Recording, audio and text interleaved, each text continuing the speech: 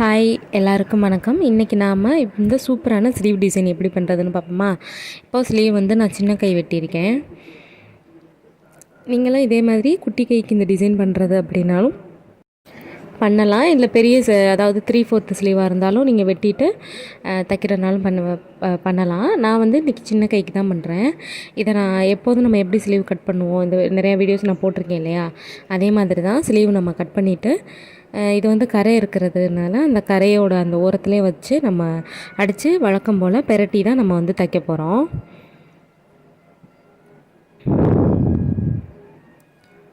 இது வந்து சில்வர் பார்டரில் இருக்குது, சில்வர் கலரில் பார்டர் இருக்கு இல்லையா, அதனால் சேரீ வந்து ஆரஞ்சு கலரு. இப்போது நான் முதல்ல சொன்ன மாதிரி கரையோட அந்த ஓரத்துலேயே வச்சு நம்ம அடிக்க போகிறோம். அடிச்சுட்டு அமுக்கு தையல் போட்டுட்டு நான் திருப்பிக்கிறேன்.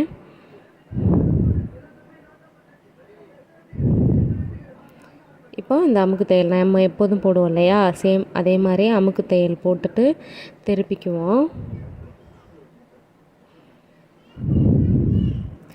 இந்த ஸ்லீவ் நீங்கள் தைக்கும்போது பார்த்தீங்கன்னா அந்த பாருங்கள், நான் இழுக்கும்போது வருது இல்லையா, ஏன்னா சேலை வந்து மடிச்சிருக்கிறப்போவே எப்போதுமே ஒரு ஸ்லீவுக்கு வந்து இந்த மாதிரி தான் கொடுத்துருப்பாங்க.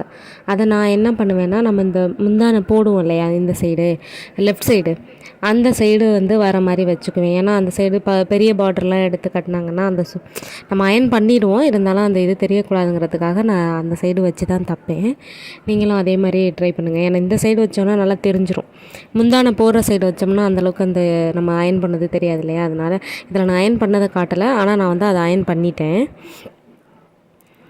அமுக்கு தையல் போட்டுட்டு மேலே இன்னொரு தையல், இது வந்து ரெண்டையும் சேர்த்து ஒரு அமுக்கு தையல் மாதிரி போட்டுட்டு அப்படியே திருப்பிக்கிட்டு நம்ம மறுபடி சுற்றி லைனிங்கையும் சேலை துணியையும் நம்ம வந்து ஒன்று சேர்த்து தைக்க போகிறோம். இந்த டிசைன் வந்து ரொம்ப ரொம்ப ஈஸியாக இருக்கும்.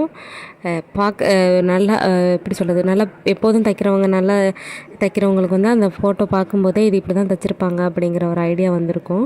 புதுசாக தைக்கிறவங்களாக இருந்தீங்கன்னா இதை வீடியோ ஃபுல்லாக பாருங்கள். அதாவது நான் எப்படி ஈஸியாக எப்படி அதை தைக்கிறது அப்படிங்கிறதுக்கான சின்ன சின்ன டிப்ஸ் எல்லாம் சொல்லி தான் போடுறேன். இப்போ நம்ம அந்த லைனிங்கையும் கிளாத்தையும் வந்து நம்ம ஒன்று சேர்த்துக்க போகிறோம்.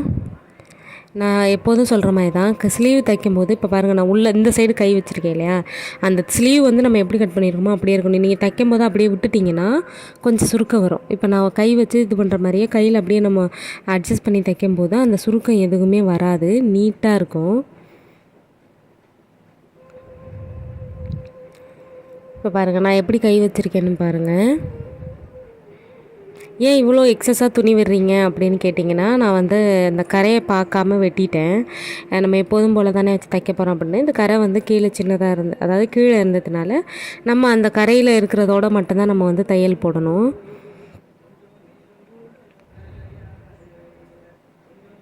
இப்போ எக்ஸஸாக இருக்கிறதெல்லாம் நம்ம கட் பண்ணிக்குவோம். இப்போ வந்துட்டு போன கை மாதிரியே என்னோடய எல்லா வீடியோஸ்லேயும் கை வரும். ஏன்னா எல்லாருமே வந்து எங்கள் வீட்டில் சுற்றி இருக்கிற எல்லா குட்டீஸுமே வந்து பார்த்துட்டு நான் தைக்கும்போது இந்த மாதிரி ஏதாவது சேட்டை பண்ணிட்டு போகிறது தான் அவங்க வேலை.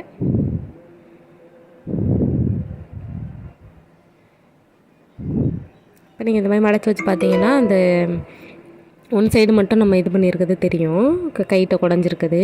இது வந்து நம்ம எப்போதும் இந்த சமோசா சேஃபில் நம்ம மடிப்போம் இல்லையா, அது மாதிரி தான். கொஞ்சம் சின்னதாக எடுத்துக்கோங்க. நான் வந்து பெருசாக வச்சுட்டேன்.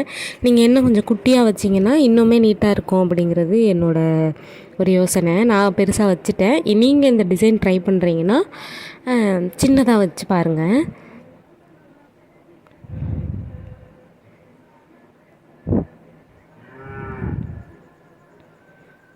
அதே மாதிரி நமக்கு எவ்வளோ தேவையோ அதுக்கேற்ற மாதிரி நம்ம இந்த மாதிரி சமோசா மாதிரி கட் பண்ணி நம்ம தைக்கும்போது அந்த ஓரத்தில் இந்த ஓரத்தில் ஏன் டபுள் தையல் போடுறோன்னா அது பிரிஞ்சிரும் இல்லையா, அதனால் டபுள் தையல் போட்டுட்டு அடிச்சிங்கன்னா நீட்டாக இருக்கும்.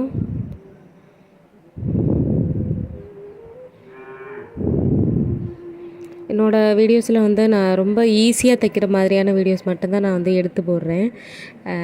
உங்களுக்கு எல்லாமே பிடிச்சிருந்துச்சுன்னா என்னோடய சேனலை வந்து சப்ஸ்கிரைப் பண்ணி வச்சுக்கோங்க. ரொம்ப பிடிச்சிருந்ததுன்னா லைக் பண்ணுங்கள்.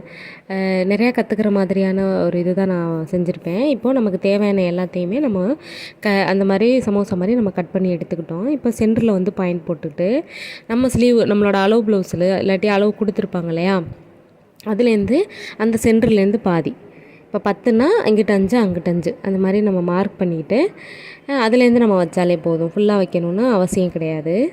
இப்போ நான் ஏன் இதை இது பண்ணுறேன்னா, நம்ம பிசுறு வந்து வெளியில் போயிடக்கூடாது. ஏன்னா இது மேலே லேஸ் தான் வைக்க போகிறோம். அதனால் இப்போ நான் உள்ளே வச்சு நம்ம தைக்கணும். இப்போ நான் நேராக வைக்கல, நீங்கள் என்னோடய வீடு பாருங்கள், நல்லா பார்த்து தெரியும். கொஞ்சம் லைட்டாக உள்ளே வச்சு தைக்கணும்.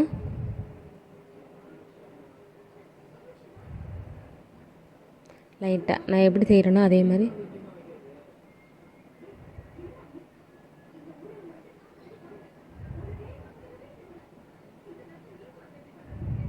பாருங்கள்.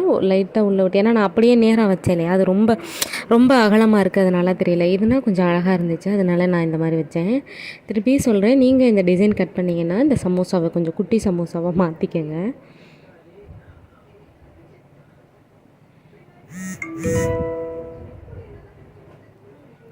இப்போது நாம் வந்து அது அந்த இடத்துல கரெக்டாக வர மாதிரி, ஏன்னா அந்த இடத்துல வந்து நம்ம வந்து மணி வச்சு கட்ட போகிறோம்.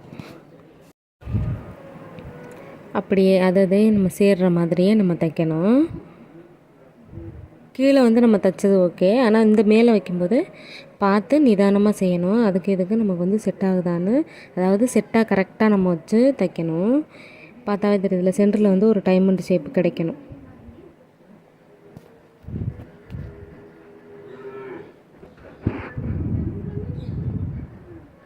அந்த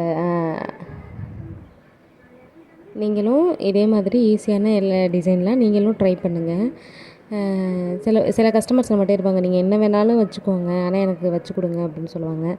இப்போ என்கிட்ட இருக்க கஸ்டமர்ஸ்க்கு வந்து நிறையா பேருக்கு லேஸ் பிடிக்காது, ஒரு சில பேருக்கு லேஸ் வைக்காதீங்க அப்படிம்பாங்க. எனக்கு வந்து நீட்டாக இருக்கணும் அப்படின்னு சொல்லுவாங்க. அவங்களுக்கெல்லாம் என்ன பண்ணுவேன்னா, லேஸ் வைக்காமல் இந்த பைப்பிங்கு அந்த மாதிரி ட்ரை பண்ணுவேன். இப்போ இந்த டிசைன் நான் வைக்கிறேன்னா இதை வந்து லேஸ் வச்சு முடிச்சிருப்பேன். இதே வந்து லேஸ் பிடிக்காதுன்னா சில பேர் லேஸ் வைக்காதீங்க, கொசன்னு எனக்கு வேண்டாம், சிம்பிளாக நீட்டாக இருக்கணும் அப்படின்னு கேட்டாங்கன்னா பைப்பிங்கு, அப்புறம் அதாவது லேஸை தவிர்த்துட்டு என்னென்ன பண்ண முடியுமோ அந்த மாதிரியானது அப்படி தான் நான் வந்து உங்களுக்கு தைச்சி கொடுப்பேன்.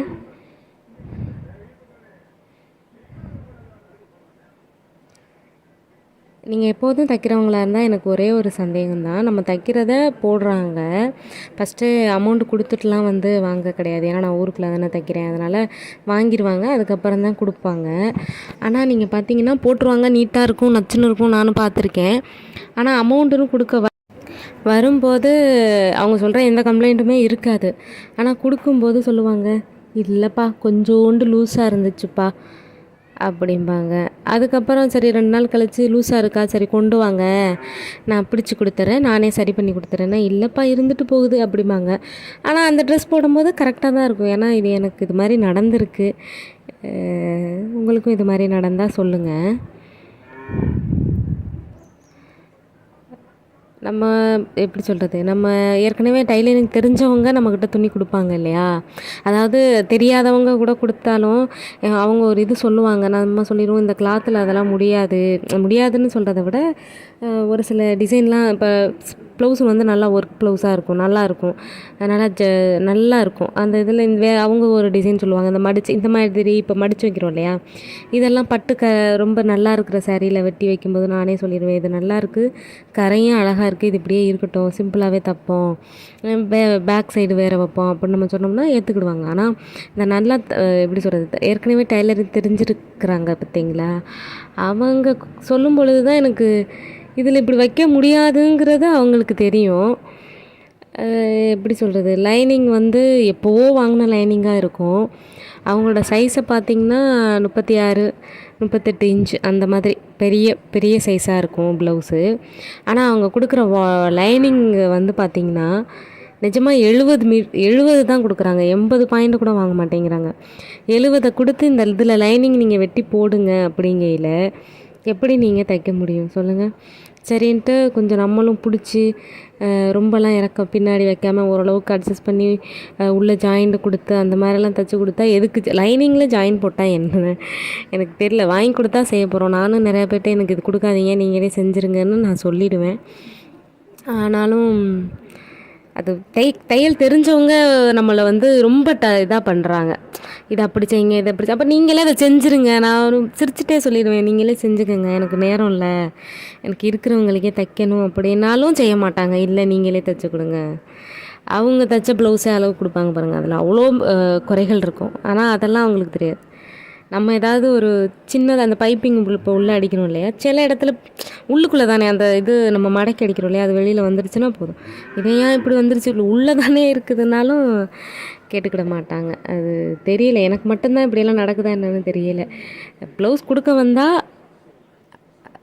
சரி நீங்கள் தைச்சிருங்க, இந்த அளவுக்கு தைச்சிருங்கன்னு சொன்னால் பரவாயில்ல, இதை இப்படி பண்ணிடுங்க, அதை அப்படி பண்ணிடுங்க. எங்கள் கையில் என்ன சொல்கிறது, ஊருக்குள்ளேயுமே அப்படி தான் இருக்காங்க. இப்போ நான் இந்த வச்சுருந்தேன் இல்லையா, அந்த இப்போ நான் இது வீடியோக்கு வருவோம், இந்த குட்டி குட்டியாக நம்ம சமோசா மாதிரி வெட்டி வச்சோம் இல்லையா, இது மேலே வந்து நான் லேஸ் கொடுக்குறேன். சில கஸ்டமர்ஸ்க்கு வந்து லேஸ் பிடிக்கும். சும்மா அது நீங்கள் வந்து நெக்கை சுற்றி அந்த சாரீ கலருக்கு வச்சுருங்க, எதுவுமே டிசைன் வேண்டாம் அப்படின்ட்டுருவாங்க. சில பேர் வாங்கி கொடுங்க. ஏன்னா எல்லாரையும் நம்ம குறை சொல்லக்கூடாது, குறையா சொல்லலை, இது நான் சொன்னதுமே குறை கிடையாது. ஏன்னா கஸ்டமரோட சாட்டிஸ்ஃபை பண்ணுறது தான் நம்மளோட வேலை அதுதான். ஆனால் ரொம்ப டார்ச்சலாக பேசுகிறப்போ கொஞ்சம் கஷ்டமாக இருக்குது இல்லையா. இப்போ நான் லேஸ் வச்சு இதை வந்து கம்ப்ளீட் பண்ணுறேன். இந்த டிசைனு லேஸ் வச்சுட்டு நான் சொன்ன மாதிரி அந்த 2 சமோசா ஒன்று சேருது இல்லையா, அந்த இடத்துல வந்து நம்ம வந்து மணி கட்ட போகிறோம். இப்போ பாருங்கள், நான் சொன்ன மாதிரி சின்ன சின்ன பீடு வாங்கி வச்சுருக்கேன். ஆரியோட பெரிய சைஸு. இதில் ஆரியெல்லாம் போடுவாங்க. ஆனால் கொஞ்சம் பெரிய சைஸாக வாங்கி வச்சுட்டு அதை தான் சென்டரில் வச்சு நான் இது பண்ணுறேன். இதை மட்டும் ஸ்பீடாக காமிச்சிருக்கேன். ஏன்னா இது வந்து பார்க்குறவங்களுக்கு தெரியும், இது ரொம்ப ஸ்லோவாக காட்டணும்னு இல்லை, அதனால இதை நான் வந்து ஸ்பீடாக வச்சுட்டேன். வீடியோ ரொம்ப லென்த்து வேண்டாம் அப்படிங்கிறதுக்காக. எவ்வளோ ஈஸியான ஒரு ஸ்லீவ் வந்து நம்ம சீக்கிரமே தைச்சி முடிச்சிட்டோம். நீங்களும் இந்த மாதிரியானது ட்ரை பண்ணுங்கள். இந்த பீடு வைக்கும்போது அந்த கலர், அந்த ஆரஞ்சு கலர், இப்போ அந்த நீங்கள் எந்த சமோசா கட் பண்ணி வைக்கிறீங்களோ, சமோசானா அந்த டிசைன், அதுக்கே அந்த கலர் நூல் போடுங்க. அப்போ தான் வந்து கொஞ்சம் டிஃப்ரெண்ட்டாக தெரியாது, நல்லாயிருக்கும். இந்த சமோசா ஜாயின் பண்ணும்போது இழுத்தெல்லாம் ஜாயின் பண்ண வேண்டாம். அதனால தான் நம்ம தைக்கும்போதே பார்த்து தான் நம்ம வைக்கிறோம், சரிங்களா. அவனை ஒவ்வொரு இதுக்குமே நம்ம வந்து அந்த இடத்துல நாட் போட்டுக்குவோம். நாட் போடாமல் விட்டிங்கன்னு வச்சுக்கோங்களேன், அது வந்து இதாகிடும், இழுத்துக்கிட்டு வந்துடும். ஏன்னா நம்ம ஆளுங்க ப்ளவுஸ் போடும்போது விரல் உள்ளே போயிடுச்சுன்னு வச்சுக்கோங்க, அதுக்கப்புறம் அதை பிச்சு போடுவாங்க, நீங்கள் தைச்சா சரியில்லைன்னு சொல்லிடுவாங்க. இதெல்லாம் நான் வாங்கியிருக்கேன். ஏன்னா நிறையா தப்பு பண்ணி தானே நம்மளை திருத்திக்க முடியும். இப்போ இந்த நாட் போட்டோனால அந்துட்டாங்க கூட அந்த இடத்துல வந்து முடிச்சா விழுந்துக்கிறோம். அதனால் வந்து இதாகாது. எந்த கஸ்டமரையும் நான் வந்து குறையாக சொல்ல மாட்டேன். ஆனாலும் இப்போ வீடியோவில் சரி என்ன நம்மளை மாதிரி யாரும் இந்த இதெல்லாம் அனுபவிச்சிருக்காங்களா அப்படின்னு கேட்குதா. ஏன்னா அவங்க வந்தால் தான் நமக்கு வந்து தொழில். அதனால் நான் யாரையுமே வந்து மோஸ்ட்லி குறை சொல்ல மாட்டேன். எது சொன்னாலும் சரி நான் செஞ்சு கொடுத்துறேன், நான் பண்ணி கொடுத்துறேன்ட்டு தான் பண்ணுவேன். அதே மாதிரி அவங்க என்ன கேட்டாலும் நான் அதுக்கேற்ற மாதிரி முடிஞ்சளவு எஃபோர்ட் போட்டுருவேன். ஏன்னா நம்மளும் ரொம்பவும் குறை சொல்லக்கூடாது இல்லையா, அதனால் நான் சொல்ல மாட்டேன். அவ்வளோதான், ஒரு ஸ்லீவ் முடிச்சிட்டோம். சேம் அதே மாதிரி இன்னொரு ஸ்லீவுக்கும் அதே மாதிரி கட்டிக்கிறணும். எதுக்கு இதை 2 இது காட்டினாக்கில் விட்டுறலாம்ல அப்படின்னு சொன்னிங்கன்னா, இல்லை நான் ஃபுல்லாகவே காமிச்சிட்டு, ஏன்னா அதனால தான் நான் வேகமாக வந்து வச்சுருக்கேன்.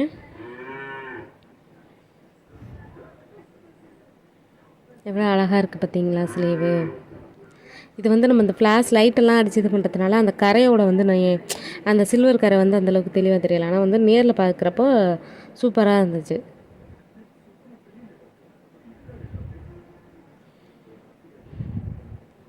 இன்னுமே வந்து அந்த அந்த இதுவுமே வந்து சில்வர் கலரில் கிடைக்குமான்னு பார்த்தா எனக்கு கிடைக்கல. அந்த சின்ன நம்ம பீடு வைக்கிறோம் இல்லையா, அது வந்து சில்வர் கலரு இல்லாட்டி வெள்ளை கலர்லலாம் இருந்துருச்சுன்னா நல்லா இருந்திருக்கும்ல. ஆனால் எனக்கு கிடைக்கல. கிடச்சிருந்தா நான் அதை வச்சுருப்பேன். இதுவே வந்து கஸ்டமர் நல்லா இருக்குன்னு சொன்னாங்க. இப்போ வந்து இந்த ஸ்லீவ் இருக்கு இல்லையா, இந்த ஸ்லீவுக்கே வந்து நான் பேக் டிசைன் ஒன்று வச்சேன். அது சூப்பராக இருந்துச்சு. அந்த வீடியோவுமே வந்து நான் முடிஞ்ச அளவு சீக்கிரமே அப்லோட் பண்ணுறேன். அந்த டிசைன் உங்கள் எல்லாருக்குமே கண்டிப்பாக பிடிக்கும். இப்போ ஒரு 2, 3 வீடியோ வந்து நம்ம ஸ்லீவ் மட்டும்தான் நான் போடுறேன்னு நினைக்கிறேன். ஏன்னா அது மட்டும் தான் நான் வீடியோ எடுத்து வச்சு எடிட் பண்ணி நான் போடுறதுக்கு வந்து அது மட்டும் தான் எடுத்து வச்சுருக்கேன். எனக்கு பேக் டிசைன்லாம் நான் போடணும்.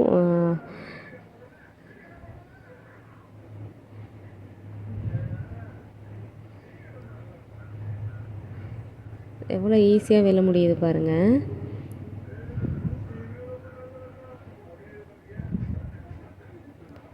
அவ்வளோதான். நம்ம வந்து இந்த ப்ளவுஸை வந்து ஆல்மோஸ்ட் முடிச்சிட்டோம். இப்போ என்னோடய வீடியோஸ் எல்லாம் உங்களுக்கு பிடிச்சிருந்துச்சுன்னா லைக் பண்ணுங்கள், ஷேர் பண்ணுங்கள், கமெண்ட் பண்ணுங்கள், கண்டிப்பாக சப்ஸ்கிரைப் பண்ணிவிடுங்க. இந்த மாதிரி நிறையா ஈஸியான வீடியோஸ் வந்து நான் கண்டிப்பாக அப்லோட்